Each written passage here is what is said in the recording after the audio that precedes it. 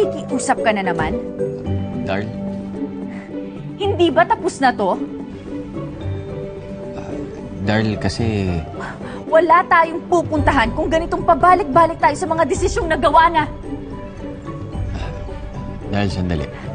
Alin sa dalawa? Susubukan mong tuparin ang usapan o magkakasiraan tayo?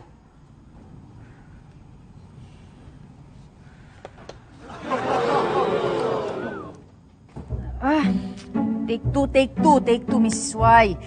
Mapapahiya ka sa dubbing eh. Huwag ka masyadong galit. Kailangan mas madrama lang. Iyaw po piya, banana po piya. Bagay.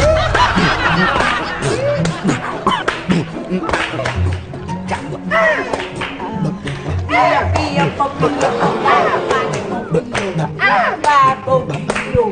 Miss Y, come on, join us! Sandali, wala ba kayong napapansin sa asawa ko? Wala naman.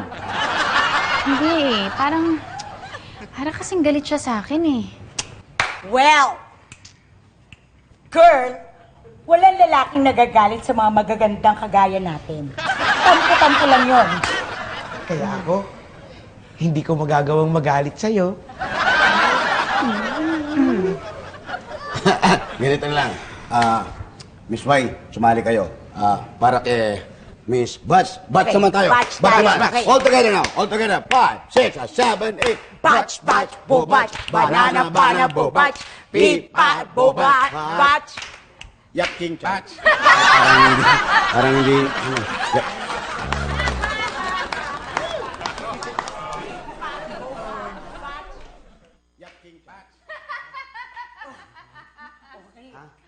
Okay, parang hindi. Sino yun?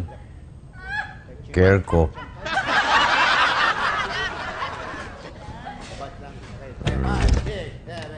Batch, batch, bo batch.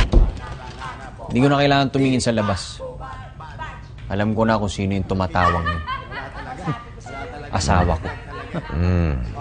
Masaya pa siya na nandito ako at nandun siya.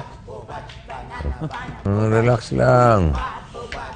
Maya-maya lang ng konti, mapapag-isip niya na pag di siya umalis doon, makakamukha ng anak niyo yung mga kaharap niya. Nako, tingnan mo. Mabilis pa sa alas 4, nandito na yan. Correct. As in. Nobody deny. Hey, halika na. Come on.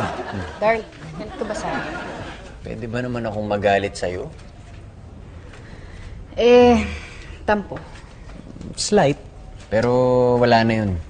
Lalo na't ngayon magiging mamit daddy na tayo. Excuse me.